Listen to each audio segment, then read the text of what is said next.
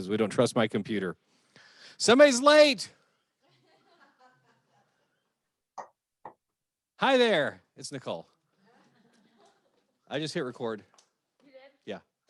Rachel just told me. Yay.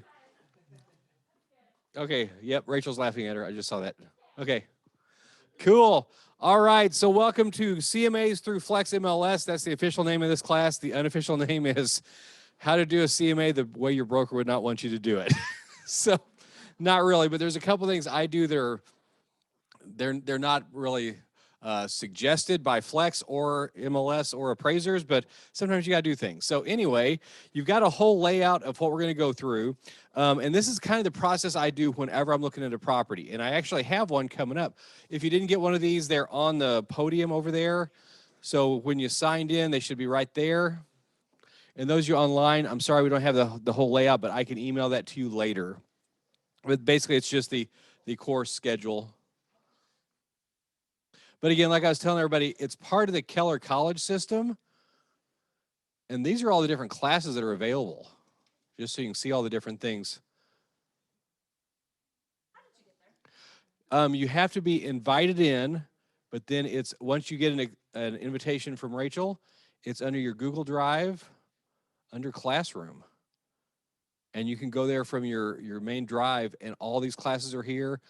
What I'd suggest is you do the Keller College overview first, which is a video by Dan Turkel. It's about 14 and a half minutes, and it explains the whole system. But and any new agent, I tell this, a lot of you are not new agents, but I want everybody to know this is available for everybody out there. So there's 8 basic steps to get people started. And if they go through these, then they're on the way to everything. And then Keller College is divided into different lines of class. There is a command, which is the C classes, MREA, which is M, and then transaction something. I can't tell the rest of it. So that's what the T is for. But anyway, all these are here to help everybody learn everything, whether it's live, and like this is being recorded. They'll figure out it's on St. Patrick's Day for sure. But it's all available at any time. So let's jump in. And on my sheet here, first thing we want to do is do research on a property. We want to find out what house we're looking at. And I'm an old style teacher, so the first thing I put on here was our objective of the class. Upon completion of this class, you will be able to complete a standard CMA using the Flex MLS system. So like I said, research is the first thing. And Tim's joined us. Hi, Tim. Hey, everybody. Oh, man, this is a good class. Can you tell already? Yeah, well. Mike's outfit, awesome. Should I tell him what I said earlier? Yeah. My wife liked it better this morning because I had it on without the shirt. Make sure that's at the right spot there. So.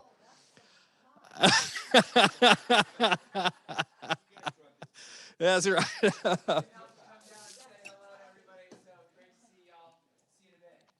And on the screen up here, I'm trying a different setup with the thumbnails down below, so hopefully nothing's blocked.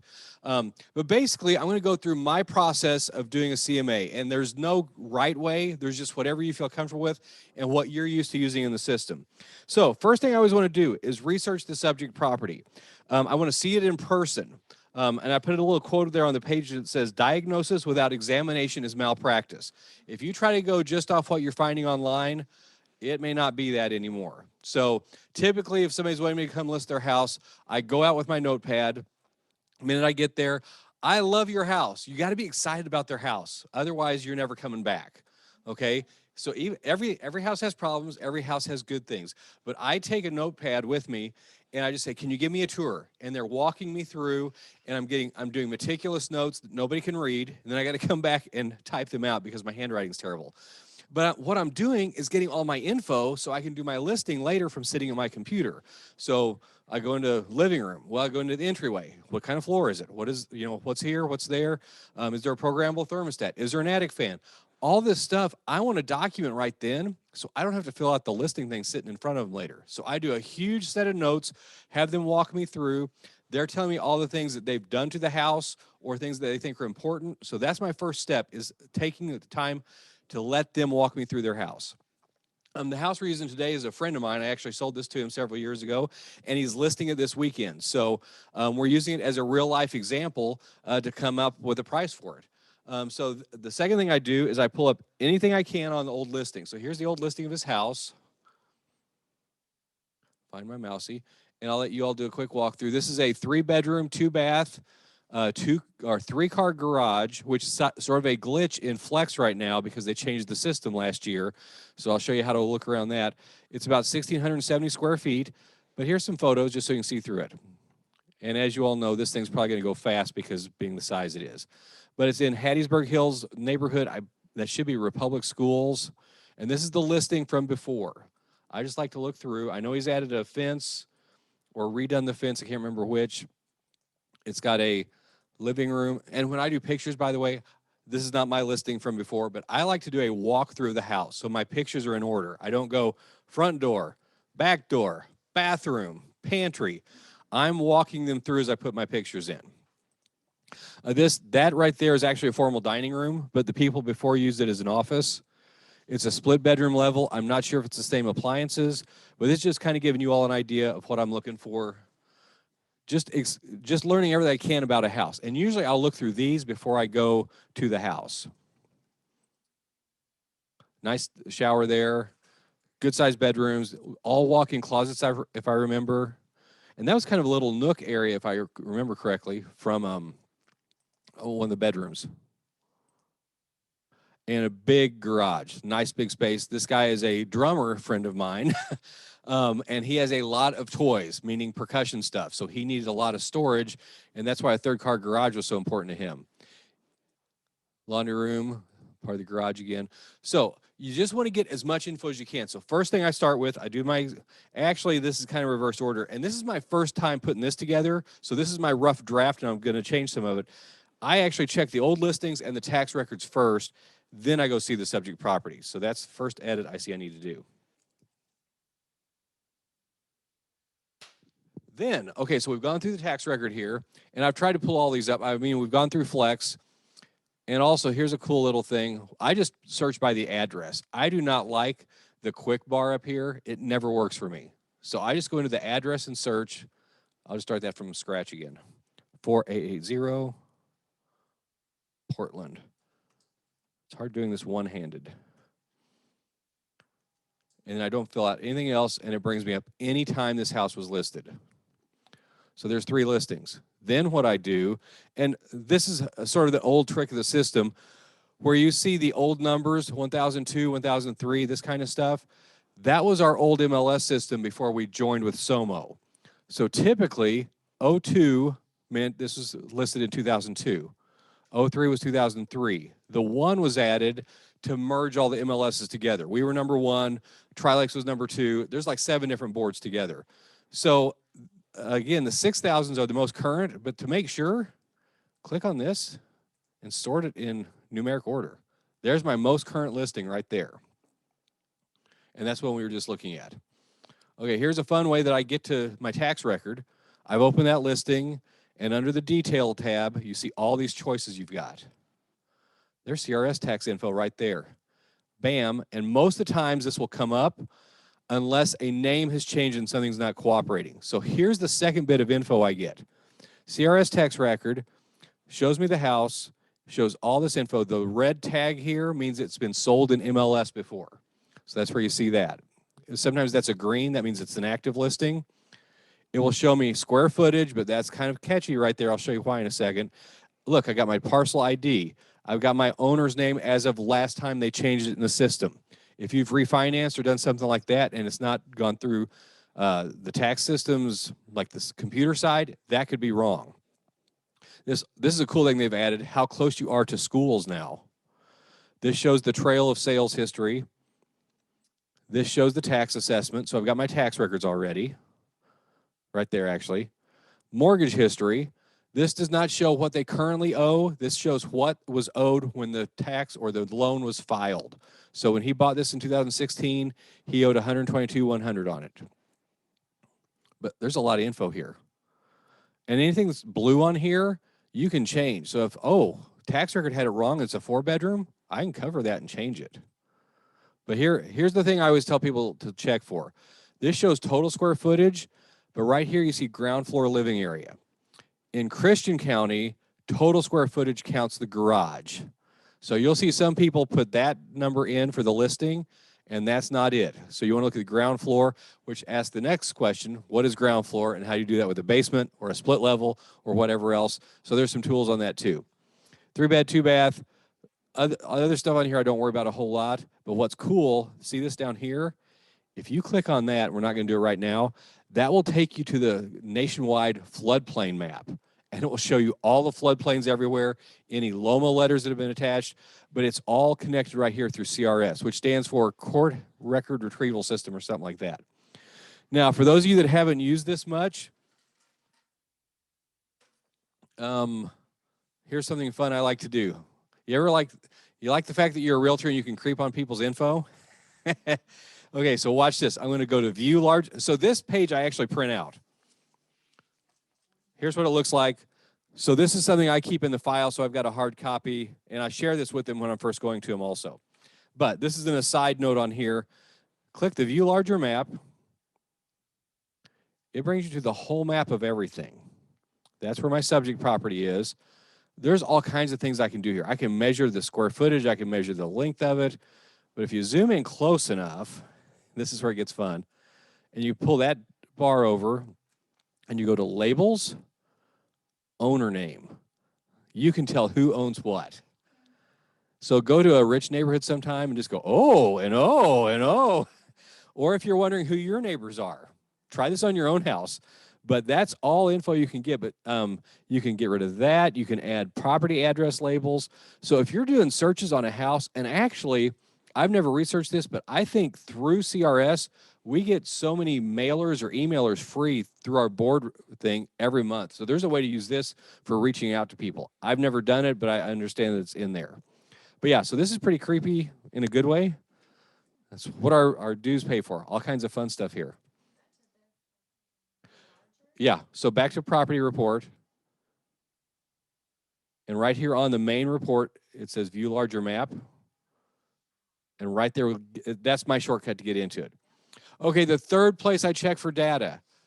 I go to Greene County, and here is one of my favorite reports I get. 480 Portland, and this is only good in Greene County. Most other counties have a different setup here. Okay, so here's all the info. Okay, but here's what I love on this. I hit the printable summary. And look what this gives me once it comes up. My computer's at the last stages of its life, and it's full. It's a page called, it's the Greene County Assessor page, and we've got to log in to get to that, but I just realized we got to change the password on it. So we'll try and get that to everybody, but we got to change the password every 3 or 4 months, and that popped up today. I know this is not big enough to, well, it actually is up there.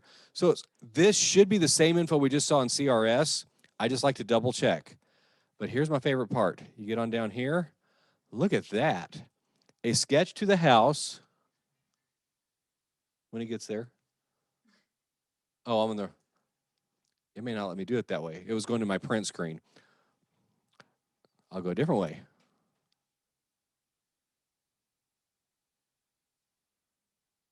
Building sketches. On the left, there's all these different things too. Look at that. And so every color, like main building, come down here, main building, 1672 square feet. That's the garage. So if you have a house that's been added on several times, it'll have the different chunks if the tax records know about it. In Missouri, you don't have to tell the government if you're adding to your house. Sometimes they'll figure it out. But this is where I double check my square footage. And this is great to give them, because when you go into a listing appointment with all these documents, like here's that whole report I was just doing, they're like, wow, these people know what they're looking at. So this is a great thing because sometimes there's an added, like the back was a patio and now it's an enclosed room. Oh, you got extra square footage to figure it there. But all this is under this side over here. And this shows you all kinds of things. So I'm going to show you something on this house that's a concern, but we've already figured out how to go around it. So here's the map. And the Greene County map shows a lot of stuff.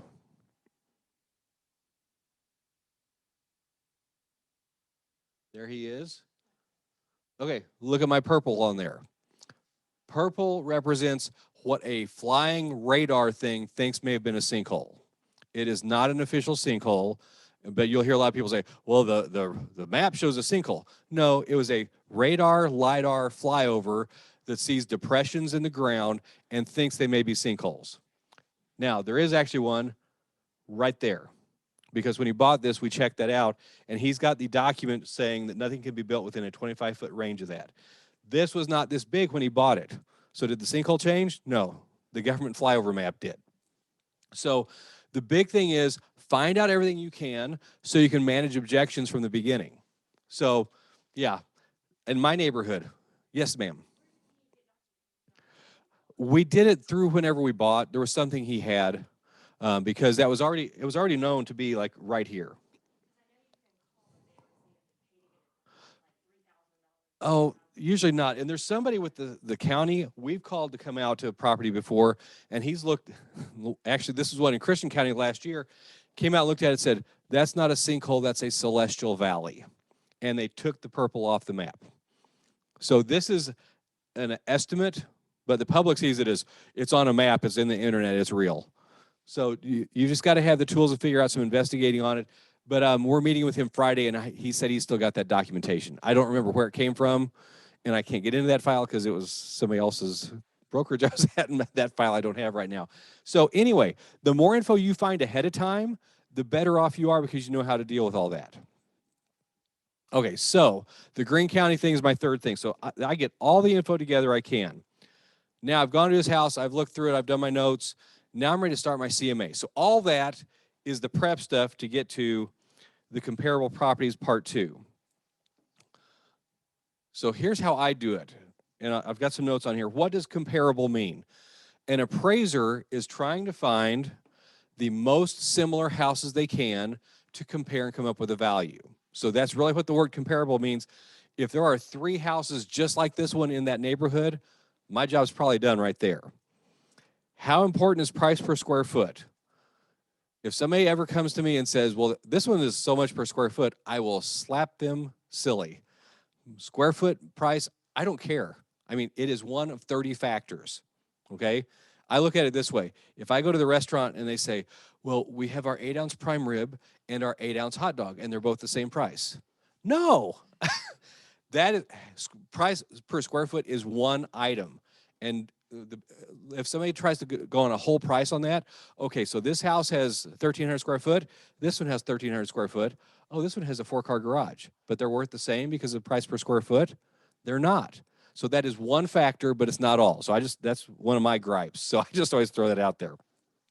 And that's why I always throw people with that with my next question. Well, I don't worry about square foot as much as cubic foot.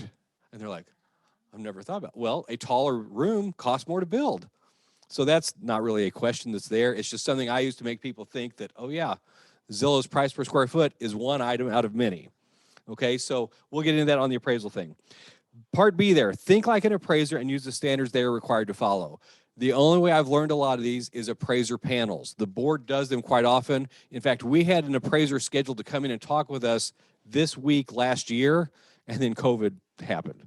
But the way to learn these is go to every appraisal thing you can, because the appraisers want you to know what rules they are, and they're under strict scrutiny. They have to follow certain things. So we can't just, and that's why if you've ever tried to fight an appraisal, it's probably not that fruitful because they're under certain rules they have to go by. Okay, so let's jump into that. The way I start searching, I know that his house here is in Hattiesburg Hills, and I'm going to put the mic down. We think it's going to work okay, but we'll see. If you can't hear me too well, let me know. I'll pick it back up. Okay. Did I miss your first homework? No, we're going to jump down. See on Flex for the CMA, your first homework. Here's what I want everybody to do. On my screen, you see the help right there. Contact support. I want everybody to grab your phone and put this phone number in under Flex commercial support. These people are incredible, and they will help you through whatever you're looking at. And that number, for those of you online, if you can't see it too well, 888-525-4747. I have that in my phone under my most important calls because they will help you almost all the time. They have certain office hours, but you have to give them your number, your SOMO.512, and then they will get in and help you with whatever you need. Yes, it is 888-525-4747. And here's why I think it's important to have that. You notice here on my search, it says Mike Standard Residential Search. Most of yours probably say a basic search. See the search templates here? There's a residential lake search. That's one of my special ones. Residential, multifamily, land, farm, commercial. I don't know why Martha Richardson's there. Mike Land Search. I created my own based on things that are important to me. So my list of items here may be different from yours. For example, number one, I want list price, total bedrooms, total baths, garage stalls, parking features. It used to be attached, detached garage, and that's one that's kind of thrown flex for a while because we were putting things in separately, and now it's kind of messed up the whole system when you're looking for comps. Okay, I also wanted to be able to search for basement, basement type. And most important, I use a lot subdivision, but I also have acreage. And the reason I had you get the flex number, if you have certain fields you want here, they will walk you through how to set this up and label it your own. But this automatic, like if I'm starting to do a search, let me go to my home page on Flex. Okay, the minute I hit quick search, and again, because I do not like this one up here, it just never works for me. I'm smarter than the computer sometimes. Quick search.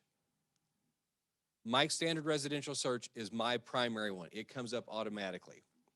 So I know he's in Hattiesburg Hills, and I'm thinking like an appraiser. An appraiser has to stay within a geographic area first.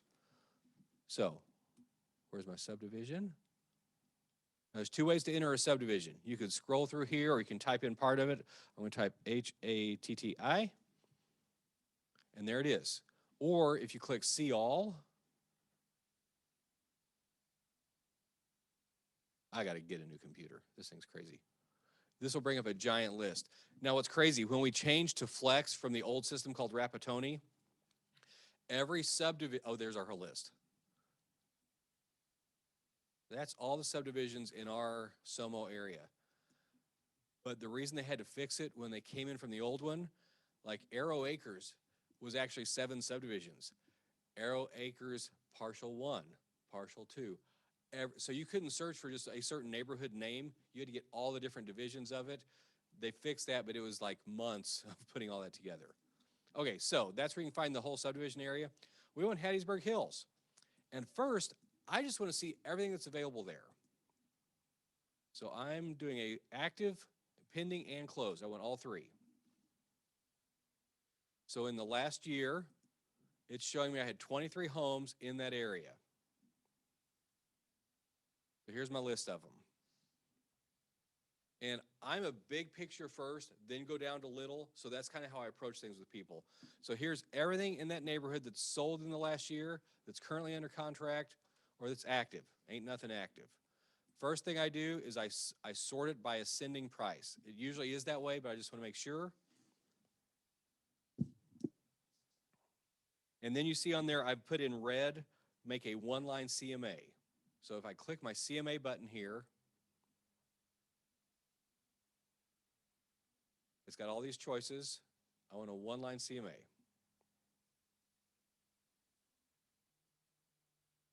Actually, I don't. That's not the one I want.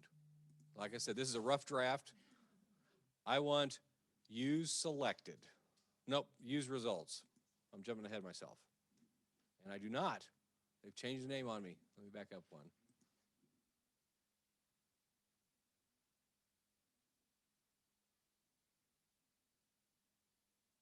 We'll just start that all over. Maybe that was the right one. So for those of you that need it a second time, quick search. I want subdivision of Hattiesburg Hills.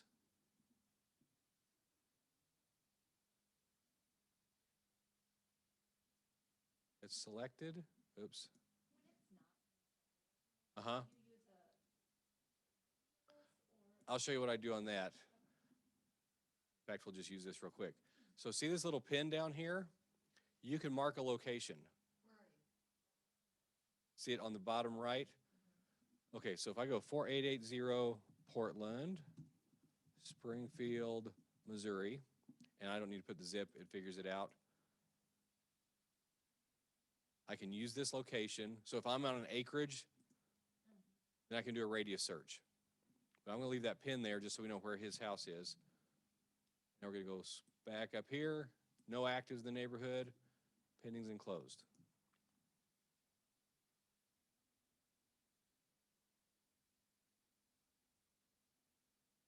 Download PDF. That's what that should say. And I'm making a note, like I said, this is the first draft on this class. So I am going to do a one-line CMA, but I'm downloading the PDF.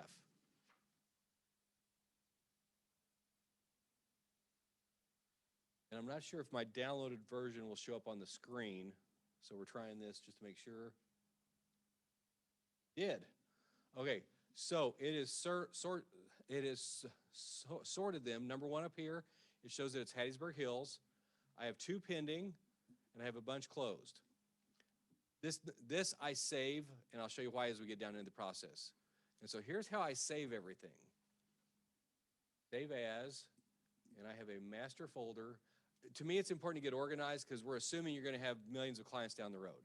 So under Browntown Homes Real Estate, here is my client files. There's a few over the years. Okay? So this is Craig Edwards. And my philosophy is the name is more important than the address. I know some people that do it by address. My thoughts are, number one, them as a person is more important to me than their house. And I'm assuming that my people are going to buy more than one house from me. So, Craig Edwards, we're going to open that file. There's where we did one house before. Here's where he bought Portland. But now I'm starting a folder called 4880 Portland listing. So I will go back now and make a file called 4880 Portland sale. Now that I have that file started,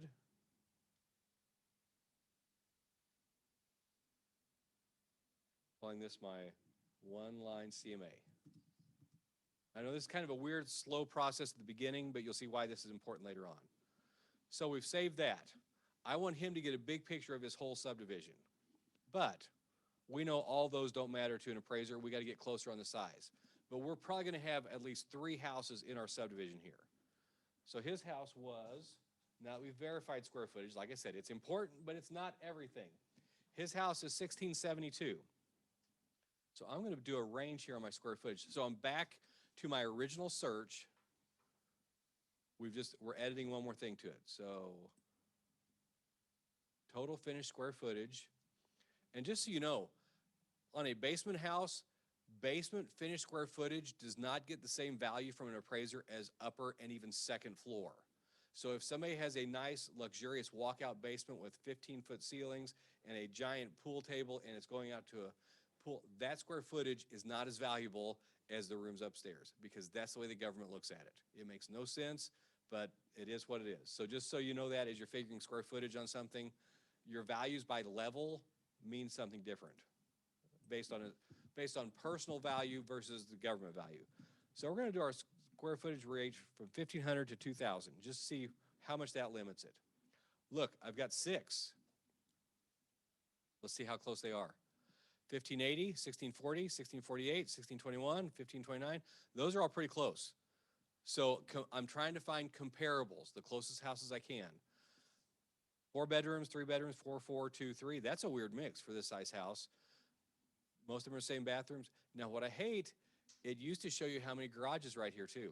It doesn't anymore, so we got to work around that. But, okay, this is a funny thing. Let me find where I put it. I did bring you a sample of one of my CMAs. This is the way they come out looking. They have the house picture, and we're going to work through this in a second. It's got our picture, which we got to change now. Kelly has just joined us, so we're going crazy there with adding new things. It shows the map. Shows the subject property. That's more info on the subject property, but here's the page I'm getting you to. This was done a year ago and the formats have changed. It will always do the subject property and 3 houses. I like the feel of that. So I either go 3 houses or 6. I don't like having half a page. So I want at least 3 because that's what an appraisal usually looks for. But if I get more than 3, I try and go to 6. I don't stop at 5, or I go to 9 just because I like the feel of the page looking full. So that's one of those stupid things that doesn't matter, but that's the way I do it. Okay, so I'm selecting all 6 of these because they're darn close to me. Okay? Make sure where I am on my list. Okay, so we're down on section 2 here. I've kind of jumped around some. We're getting ready to start the CMA tabs. So these 6 are what I'm going to use to do my listing. And there's one other thing I need to get first. So here's a cool thing also. I need his info again. So I'm at address search. I'm right-clicking. I can open a link in a new tab. So now I have another search. You can have Flex open with like 5 or 6 searches going. Yeah. So I'm going to need his info in a second. So we're just going to pull this back up so we've got it. But we are going to get rid of some of these tabs I don't need. Command, classes, classwork. Okay, so we're back here. This is where we now start the CMA. So we've done all of our research. We've come down to 6 houses. Now it's where we start working on it. So I've got 6 that I think are very comparable. I click my CMA button. And now I'm going to tell it I want to use this selected. So over here, I've selected them by checking this box. So I have 6 of them. We're going to use the selected. Oh, look at our choices. Okay, full CMA, quick CMA, statistical CMA. I've rarely used quick CMA or statistical. Statistical to me is the one-line thing we just did. Okay, so I'm going to go full CMA. This right here, I never change. I don't know what it's trying to use as a statistical average field. I think it's just one of the screens that pops up. So now we're going to hit next step. Okay, look across the top. We've got all these different tabs. It's going to walk us through like a Microsoft wizard and set this up for us. Okay, so we did our CMA type, and these are the different things there, A, B, C, D, E, F, and G. This is the heart of doing the CMA right here. 38 minutes in, I'm finally getting to it. But I had to get you the whole backstory to how we get here. Comparable market analysis. This is my cover page that's going to come up. 4, I put the people's names in here. For Craig Edwards. And then you see I have other choices as of, always use current date. I use the date I'm doing it. I can say Mike Brown of Keller Williams, or you see this blank thing here, BTH profile card. That stands for Browntown Homes. Once again, go to Flex in the customer support. They will set up all of your identity stuff. They'll put your picture in, your logos, so when you print this out, and my graphics are too big here, but it comes out with our logo, our names, our picture, all that stuff. Flex will help you set that up so you look like you've got this whole giant package going. So we're going to use the BTH profile card. So that is set up my cover page, which it's not going to show us yet, but we've just done that. Now here's our subject. Oh, great. We got to enter all this info? No, because I'm lazy. But first off, when you get down here, you'll see all these categories are not what comes up on the standard. I set these up because these are what's important to me. Bedrooms, full baths, half baths, garage stalls, parking features, total finished square footage, above grade finished square footage, below grade, because I'm doing adjustments if it's a walkout basement. Do I need all these on this house? No, but it's all here preset, so I don't have to go fix it every time. High school, subdivision, basement type, all these things. But here's my info on the house, but like I said, I'm very lazy. So to see the auto-populate fields from existing file, I'm going to click that. Hey, Rachel just posted the info for the Greene County Assessor page. So before you all leave, screenshot this up on the big screen. But it's got her login and the password. Okay, so listing number. Sorry, I'm a little bit ADD. Now, remember I pulled up his listing over here? There's his old listing. I am cutting and pasting that listing number. So I come back into here. I put that into my listing number, and watch what happens. Ready? Submit. Bam. I got my address. I got all my info on the house. I've got the picture. Now, when I go to their house and look at the house, I take an updated picture of the house because I can upload a different photo. So all of a sudden, I've got all this stuff here. You'll notice parking features is empty. That's because of the flex change that happened a year ago. None of that stuff migrated over. So I do know his is attached, so I'm putting the word attached in here. Detached, I can just leave it blank. It shows the square footage. The one other thing I learned, importantly, I come down here under marketing remarks and I add this in caps. Previous marketing remarks. I had done one of these for somebody who was fighting a tax assessment, and so we brought this to the tax record thing, and I hadn't put that, and they read the old listings that said multiple offers, and so they thought the guy was trying to sell the house already. So I've learned previous marketing remarks. This is not what I said about the house. This is what was said when you bought it. Okay, so that's step 3. We've got our CMA type. We did our cover page. This is our subject. We've made sure all our stuff is updated. Like if we were there and realized, oh my gosh, it is a 4-bedroom house, I could have changed that. Next tab, and you notice each time, my next go. See it says next step? I just walk this through like a Microsoft wizard. Next step, here's my comps. Here's the 6 houses that I selected earlier. I don't have to type them in. They're already here. I can add more if I found more. I can get rid of some. I can move them up and down in order. I'm just going to leave them the way they are. Okay, adjustments. This is where you can get in big trouble. So for the moment, we're leaving this blank, but I'm just going to show you how it works. So right here is my subject. Actually, it's right up here. And then this is all the different ones. So address, I don't need to adjust that. Are they all the same city? Yes, they are. Are they all the same state? But this is where you can compare what's different. So there's my subject, which has 3 bedrooms. Some of these have more. All the way down to everything except, and see on attached, I should have put yes for a garage type. That's where it's screwed up a little bit. So I'm going to fix that right now. I'm going back to my subject. And instead of the word attached, I'm putting in yes.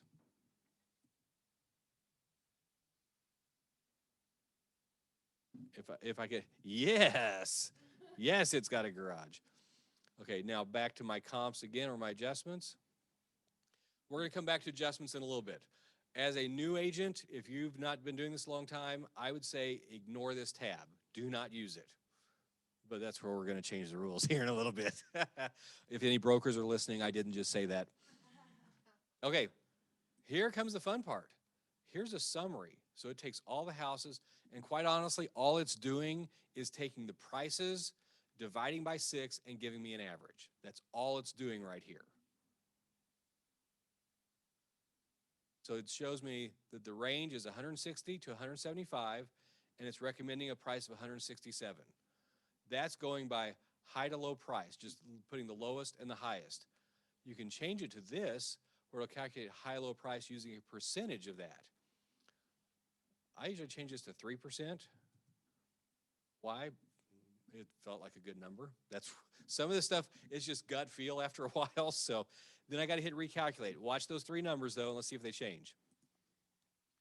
That didn't, but the adjustments did, the range.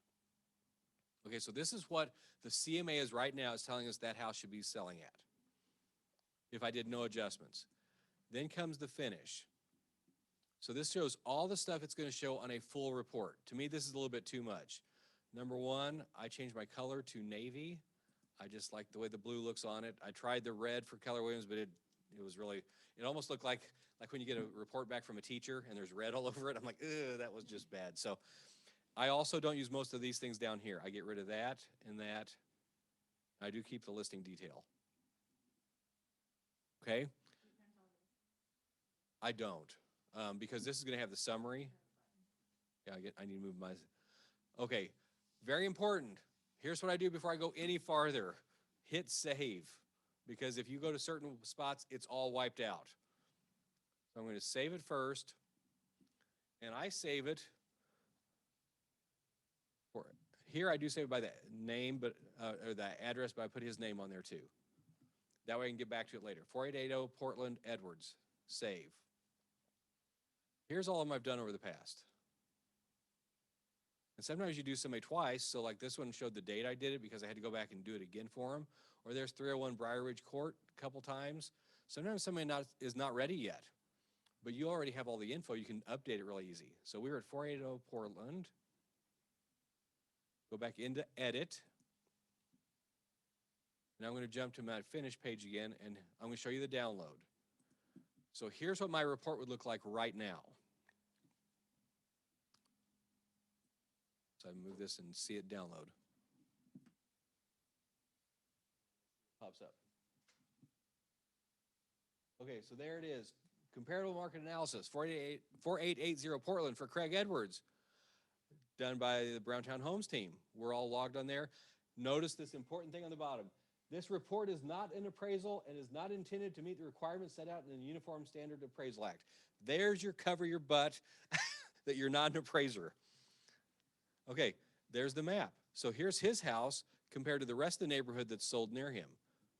He's on a cul-de-sac that may be more value. It shows all the houses, and here's your code. So if there were active solds pending showing up, although it will not figure anything except solds when you do this. So even if it's showing them, it's not figuring that in on the price. Here's the subject property with all of his info, and notice the previous marketing remarks spelled wrong. I'll fix that before I send it to him. Here's my comparables in threes. Okay, so you notice it's got each house, it's got the main details. Notice this empty plus or minus column. That's where we're going to have fun in a second. Then it comes down, so it goes through all 6 houses, just like an appraisal looks, doesn't it? It looks very official. Okay, because we've not adjusted much, the orange is the adjusted, list price, sold price, and the high and recommended prices. So this shows you on each house, like there's the addresses, and we did no adjustments here. So right now, none of these are skewed at all. And honestly, when I'm going through this with somebody, I skip most of this stuff. I say, I know there's only one number you care about. That's the one at the very end. But the fact that I have all this statistical stuff to show where I've come up with my price, some people want to dig through that later, but I don't walk through every one of these things with them. There's adjustments. We didn't do any adjusting. It just shows where it came up with the median price. But here's my favorite page. Listing price recommendation. Recommended and the range. This one, since I didn't mark them off yet, does show all the listings. I will get rid of that before I send it to him. But this is the full CMA with everything on there. Okay, but again, I do not like all those extra things, so I'm going to get rid of, include the listings. To me, sometimes too much is overkill on them. Okay, so that's the basics. Now we're going crazy. We're going rogue.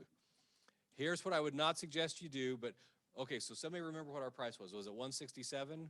Something like that? Okay. Address doesn't change. State, that's the same. Bedrooms. Watch this. Okay. That house on Portland near him had 4 bedrooms. How much is a bedroom worth? I'm going to say our house is worth $8,000 less because we have less bedrooms. We're the same there. We're $8,000 less. Where did I come up with these numbers? I really don't know. That's why I say, some of this stuff is just hit and miss and learning. I'm just trying to come up with a good number to work off for him. Minus 8,000 on that one. Okay, so this is a 2-bedroom house.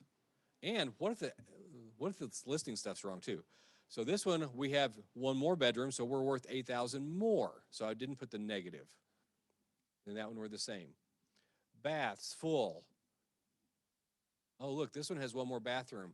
How much is a full bathroom worth? I'm going to say our house is worth $4,500 less. Baths, half. Nobody has any. Okay, no adjustments. Garage stalls, 333. Oh, look. That one only has 2. How much is a garage worth? I'm going to say 10,000. 10,000. And now you see why I say do not price it on square footage. And I also say do not do this either, unless you're very comfortable with it. Parking features. These 2 are kind of weird, again, because of the way Flex loaded stuff in. All right, total finished square footage. Here's where I'll get myself in trouble. Okay, I'm going 1 page over. This says the average square foot price is $103.96. So I'm writing that down. Now I'm coming back here.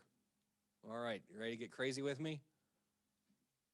And again, on this house, there's no below grade square footage, so all we got to worry about is this one. All right, math time.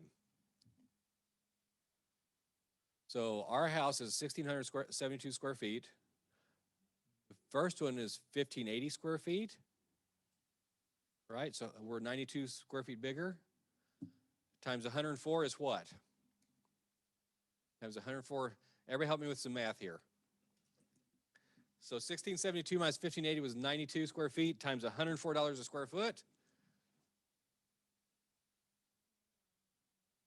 So we're worth $9,568 more. Next one, we are 32 square feet bigger times 104. 3328. Next one, we are something bigger. 1672 minus 1648. Sure, call it 24.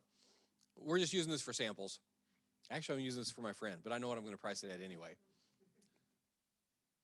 24 times 104. We're that much bigger than that one. Okay, 1621 minus 1672, that's 51 square feet times 104. $5,304. And 1529 square feet, 1672 minus 1529.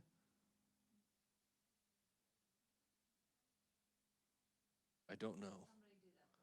Okay. 143 times $104 a square foot. 14,872. And the final one, 1672 minus 1637. How are we doing on time? We're getting close to an hour. Are we okay to keep going? 3,640. So I go through and do some adjustments on all these different things. Another thing I look at is approximate lot size, year built, but we're not going to do all those adjustments because look, these are pretty darn close. Okay, so now I jump back to my recommendation page. Remember all those changes we did? I'm going to hit the recalculate button. Look at that. Boom. So it's changed based on my unofficial appraiser look at it. So there's nothing official here. But this pretty well feels to me where it should be.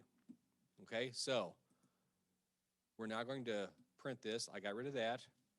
This is the one I'm going to use. So on the page. Is there a condition spot on there? Yeah, well, she asked, is there a condition spot? Here's what I do. If they're really close to each other, I'll go to marketing remarks. And then like, there's my house. And I'll pull this one up if my mouse will cooperate. Okay, I see adjustment. And so what I do, I look at this one, I click it, and oh, there's the whole listing. And I look through pictures. And if this one's immaculate and has granite and mine is awful, I'm like, that one's $10,000 better than mine. So I do adjustments there too sometimes. Okay? Again, adjustments can get you in trouble. So I'm showing you how to do it, but be very cautious with what you're doing here. Okay, so we've done them the way I say not to.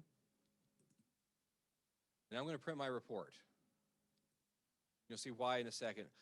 I believe in showing them by doing our stuff what we've got, how much research we've done. So I'm going to download that report.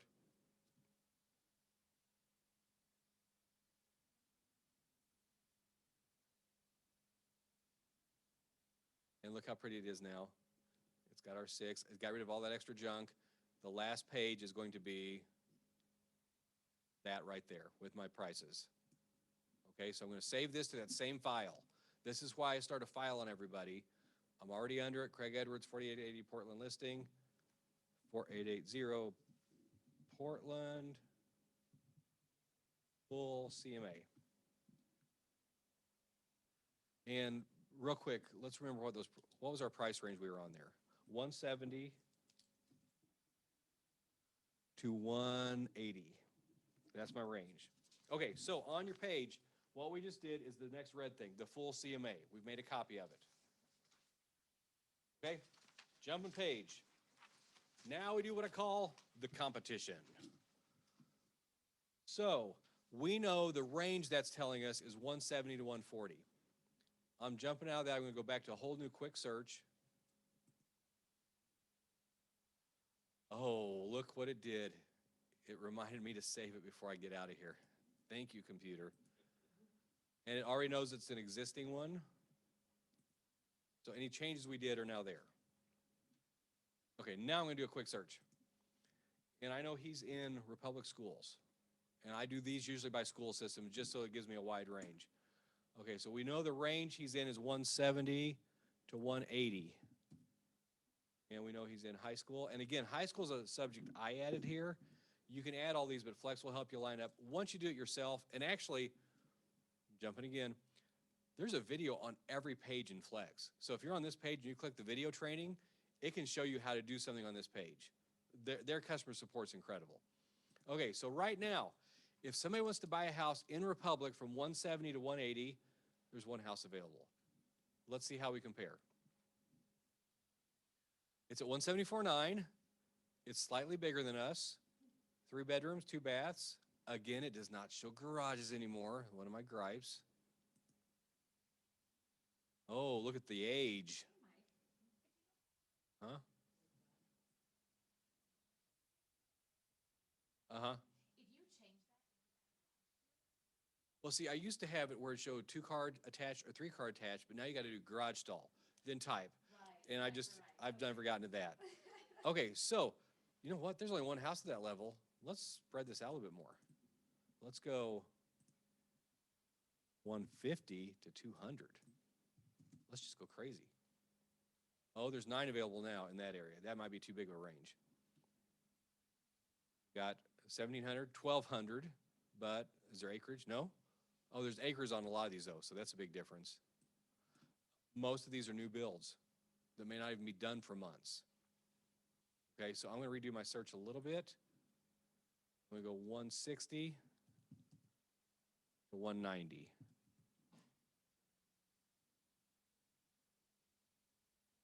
So theoretically, we're competing with 3 houses. Okay, so I am saving this as a CMA, the download PDF. And I'm calling this one. And it's going under that same file, the competition. It's hard to type around a microphone stand. You'll see why I'm saving all this here in a second. Okay, here's the other thing I'm going to do now. I'm selecting them all. And then I'm going to say share. Changing this to selected, and I'm getting a permalink. So I'm going to control save that and put it on a Word document just so I have it handy. Have you ever used that before, that permalink? Okay. So if I make sure that's showing up on your screen, it's not for you all. If I click that link, it will show up all those houses that I just shared. And that's how I do it on Facebook too, like if I'm doing open houses. I don't know why that screen's not saving or sharing. Okay, so on our page here, we made a PDF of the competition. We saved the hyperlink. Now we're going to package it all together. Okay, so let's see if this will let me do what I need to.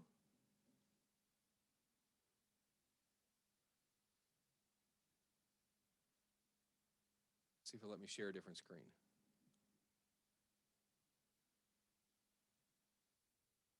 Okay, there's that hyperlink. So if I click on this, let's see if it'll open up on the screen. It's not showing you, but it jumped and pulled up all the listings. And you know what? I'll reshare that for a second. So here's what it just pulled up.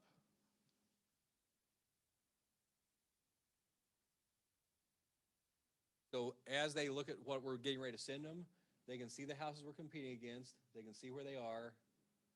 And again, thanks to Flex, it should be branded to us on here somewhere. Blocking that from how I'm doing this. Okay, back to Word. And change the share. Teaching was so much easier before doing digital stuff. Okay, I don't know if this will show you, but I'm going to pull up. I have a whole thing of form emails. So I'm going to cut and paste it, and then I'll show you what we do with it.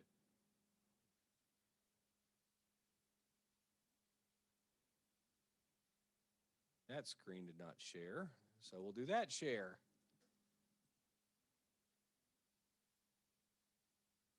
Here's all my different form emails, because I got tired of typing the same thing over and over. Some of these I've not used in a while, like, hi, this is Mike with Fonnelly's Office of Coldwell Banker. Haven't used that one in a few years.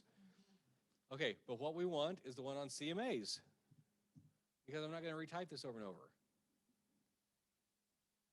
Okay, here's what we're cutting and pasting.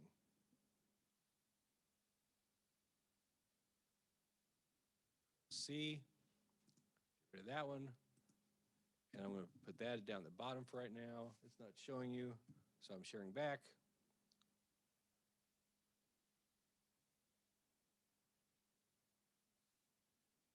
Okay, so this is the email I'm going to get ready to send them. I've completed my research on your home. The results are attached. The following will explain the different areas. The area sales, attachment 1, that one-line CMA we did. I'm attaching that to the email first. And it's explaining what a CMA is. And it explains the main categories, active, pending, and sold. The other active homes or whatever, it explains CDOM. But also, I would put in here, there are currently no active homes in your area. And I'm going to bold that because I want them to really see that this is the ideal time. Okay, but this form, and by the way, the very bottom of this says steal my stuff. I will send you any of the stuff I use, and you can take it, make it your own. So that's why my contact info is there. But this is the form email I use over and over. So it says, number 1, here's the area sales. That was the subdivision 1 CMA we did. It explains active, pending, sold, days on market, all that stuff. Number 2, the official comparable market analysis, attachment 2. That's why we saved that one. I try to make market analysis similar to the way an appraiser would do it. That way we have an idea what a bank would be looking at for anyone that would be getting a loan to purchase property. Anything I highlight in yellow is a reminder to me I got to change it before I email it to them. On the listing price recommendation page of the attachment, you will see that it came out to, what was it, 175, 278, something like that, with a range of 170 to 180. However, this CMA is based mainly on statistics, upgrades, lot quality, and a lot of other features can always factor in as well. So, based on the research I've done, I think we would be somewhere in the range of, and I put whatever range I think we're in. Honestly, on this one, I think 175 to 180,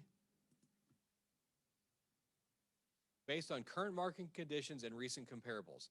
The lower side would be if you want to price more aggressively, and a year ago, I was putting a $20,000 range on this because it was a lot different. But this is the great news. Here's why I put this in here. But this is the great news. We will price it wherever you want. Because maybe they were thinking, well, I want to try at 190. Well, if anybody can get 190 for it, I can. So I'm not going to lose a listing. I'm going to go ahead and take it and then start working down on it. If you want to test the market, we can go higher. If you want to sell it quickly, we can start lower. The decision is yours, and we will market your home aggressively to get you the maximum price in the quickest amount of time. That's my 2 words I use all the time. I'll get you the maximum amount of the price. Sometimes I say in the time frame you want, because some people say, well, I don't want to move for 2 months. Fine, whenever you want to do it, we're going to be there.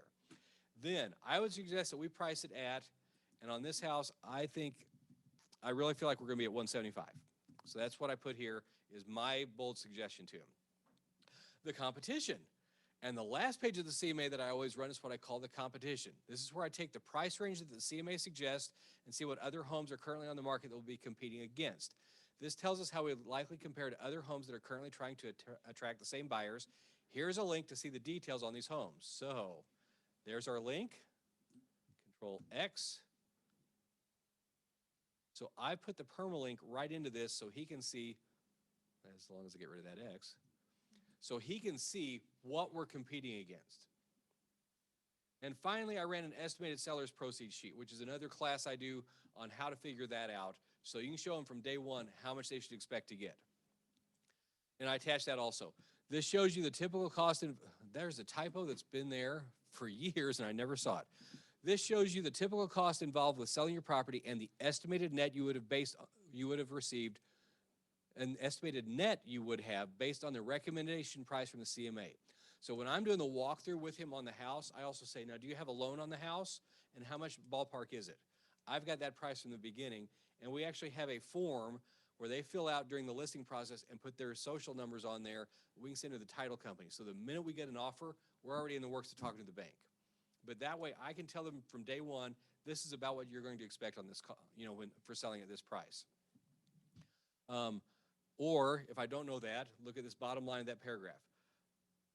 And I've added, well, let me read the whole thing there. Notice there is no transaction fee. I don't do it on the seller side after I'm asking them for 6%. I just don't. That's everybody's personal preference on that.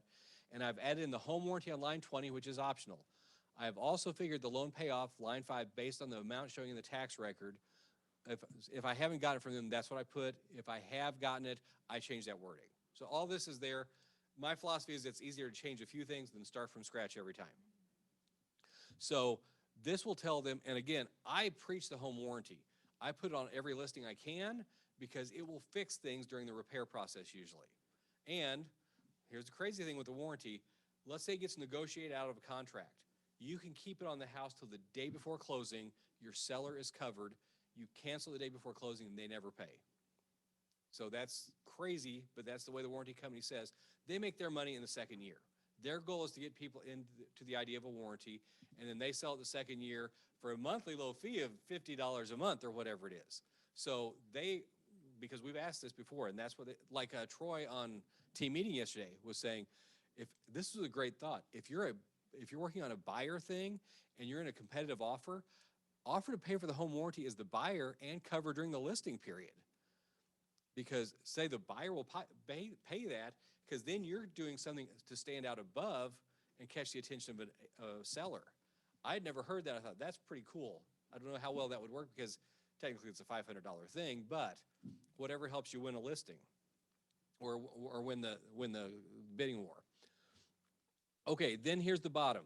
I know this is a lot of information. I'd rather them see a lot of information and go, oh, this dude knows his stuff, okay?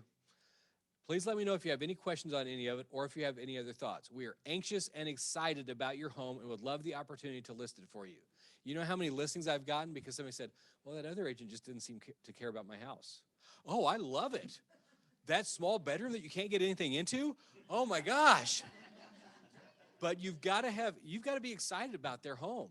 And it's amazing, just excitement and enjoyment from the moment you walk on makes a big difference. Yeah. Yeah.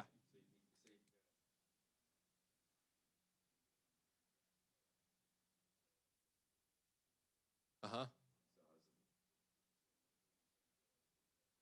Like if you're the buyer on that, if you're okay, the way it works on the listing side, if we list this house for Craig on Friday, and he wants to do the warranty, it starts right then.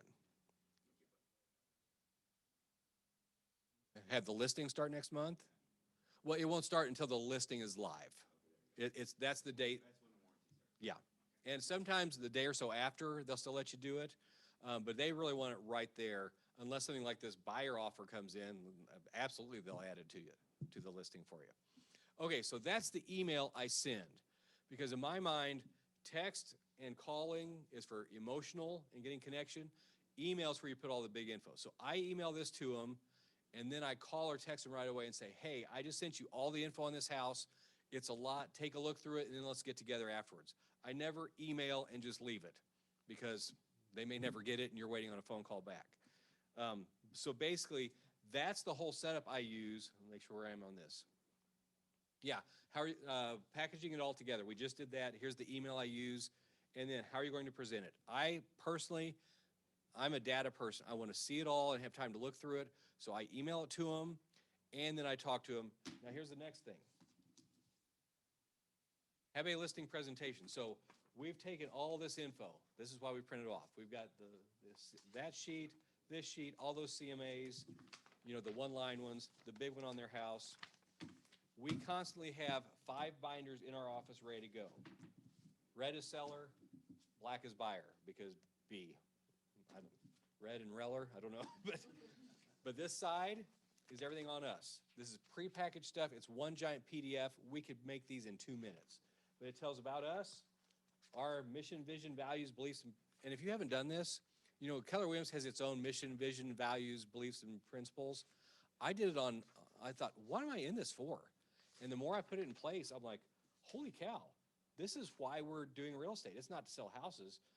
One of the big things on here is Our mission on the bottom says, one of our goals is to use a portion of each sale to do things around our community called MGS, Make God Smile. So from day one, when I got into real estate, I'm like, God, I'm a band director. Why did you put this in my head to get in here? And I thought, well, but if God's an investor in this company, it's going to succeed. So besides tithe, there's a 5% of every commission we do to make God smile. And that could be like donations to Baptist Children's Home. We gave away bikes at Christmas last year. And that's one of our founding things is this something we could do that makes God smile? So, but decide what you're in this for. And so we share this with everybody and our perspectives. We are a real estate company that sees service as more important than sales, and we strive to make the selling and buying process easy to understand and as stress-free as possible for our clients. If you want to figure out how to get your own mission, vision, values, Tim is amazing at how he'll walk you through this process. But we share it with everybody. So from day one, they know what we're about. Around Town Homes marketing steps, 5 steps. I don't overburden. I give them enough info, but not enough. And then this is out of command. This is things showing all of our different websites we're connected to. Most of this stuff is available to all of us. This isn't available to you. I'm a Dave Ramsey realtor, so I get ELP things that you can't have those. Sorry about that. And then, what questions you should ask somebody and our answers. So I'm already doing the interview process and giving them the answers before they even talk to us. Sales for 2020. Start keeping track of everything you're doing right now. So next year, you can show them all the sales you did. And then most importantly, broker disclosure form. We've presented it at the first applicable time without making it weird and awkward. It's just part of our packet. So these just stay in the office. 5 of these are ready to go. Hey, got a listing. Good. Slide in this side. More gracefully than I did. You got the whole pack. Off you go. Buyer side, same thing. Stuff on us as a buyer. Whatever houses they're wanting to look at, boom, we're ready to go. And that way you're set, and the more you can automate and have things ready, you're in great shape there. So that's the number 2 of packaging it all together. I send it through email, then I follow up, and then we're ready for the live meeting also. In conclusion, I didn't go too far over, did I? Nope. Confidence in yourself and present yourself as a competent professional. You can tell I was running out of time as I put this together. You gotta show that you know the details, the data, how to do it. And again, if you're brand new, here's a great line I heard. If you can't brag on me, brag on we. There's enough stuff in command showing how Keller Williams is the #1, and you're part of we. So if you don't have your individual sales yet, you're at a company that sold 5,000 homes last year. We sold $1 billion of real estate in 417 land. Brag on we. Put yourself out there as part of the biggest company around that's forward-thinking and a technology company. But always realize you're a fantastic professional and you're surrounded by professionals. Then the relationship always matters more. That's why in here I've said things like, we'll price it wherever you want. This is what the data is showing, but we're here for you. We're here to serve you. We're gonna make this work however you want. We're gonna give you all the information, but we're happy to do it however you want, and just keep that relationship. Stay in touch with them. You've got their address. Put them on a smart plan for a bi-weekly, monthly neighborhood nurture. Every 2 weeks, they're gonna get the neighborhood from you. Right now, that's hard because nothing's for sale, so go wider. Get like 6 or 7 neighborhoods. But that way, every 2 weeks, they're hearing from you. And it's valued information. It's what's selling in their area. There's other smart plans in command. I created one called a 21-day checkup. So every 3 months, or 3 weeks, every 21 days, it pops up on my task list, says, hey, touch base with this person. So stay in touch. If somebody's not ready to list right now, down the road they will with whoever stays in touch with them. And then the final thing, steal my stuff. All this stuff I've gone through, I share with everybody. So if you want to just email me and say, hey, I want that packet, you know, like my emails, obviously some of it's dated and I don't use it anymore, but steal it, take it, do what you want with it. So that's kind of the whole thing of how I do illegal CMAs, the way your broker would not want you to. I would stress, be careful on the adjustments. That's the one place you can get in trouble, but the double check is the most important thing. Doing the competition and saying, okay, the numbers are saying this, am I right? Your double check is to go back and say, if I'm a buyer, what else am I looking for? So, any questions here or online? And those you here, before you leave, come up and take a screenshot of this because it gives you the password to get into the Greene County thing. Oh, she put it on Facebook too. Levi, you're very right. He says, Mike, you nailed it. Thanks for all the valuable information. When you do your broker disclosure, how do you do that? Oh boy, here's what she asked. She asked, when I do my broker disclosure, how do I do that? Hey Mindy, here's a packet on our info. Should I walk through it? Yes.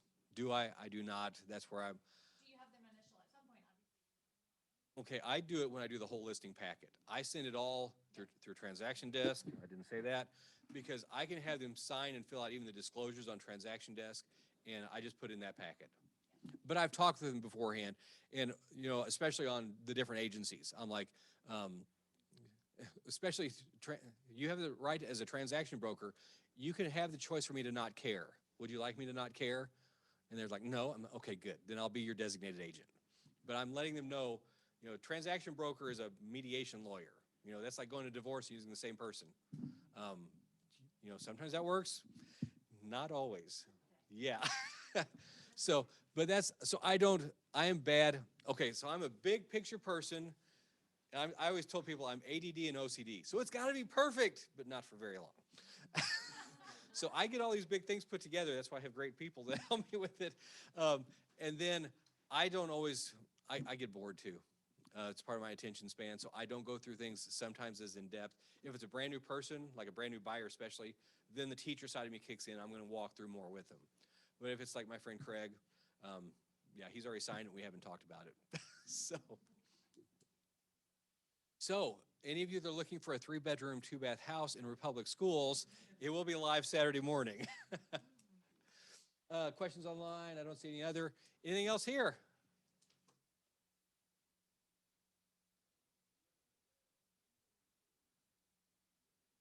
Uh-huh. No, they don't. Greene County has the best one I know of. Almost every other county, if you'll go to whatever the county is, GIS, Global Information System, some of them will make you. It's $50 for Christian County with Okay. MLS. Oh, really? Yeah, you get a $50 discount and it's for a year. Okay. So $50 for a year. See, the Greene County one was supposed to be $50 per person, but then we've got one, and they had a block on it for a while where every person had to have one. But Christian County now has one. Stone County, good luck, because I buy a lot of properties down there or look at them. And some of the tax records are not as good, but GIS, sometimes you can get some info, sometimes you got to subscribe. It's just a booger from county to county. That was right. As someone in the back said, you can get some information from all of it, but some of them, they want that money for running the system. And Stone County or Taney, one of the two, just went digital with their stuff like 10 or 11 years ago. Stone. Yeah, so like you'll see records on there, you're like, they don't even know houses are here sometimes. Yeah. That's another thing. This is sort of off the subject, but anybody you're dealing with at county records, at appraisals, the more you talk nice to them at the board, if you just talk friendly, people want to help other friendly people. So, all right, Rachel, do I need to stop record on this thing? Yeah, click stop record and save it to the cloud and you should be good. Awesome. Thanks everybody for joining us.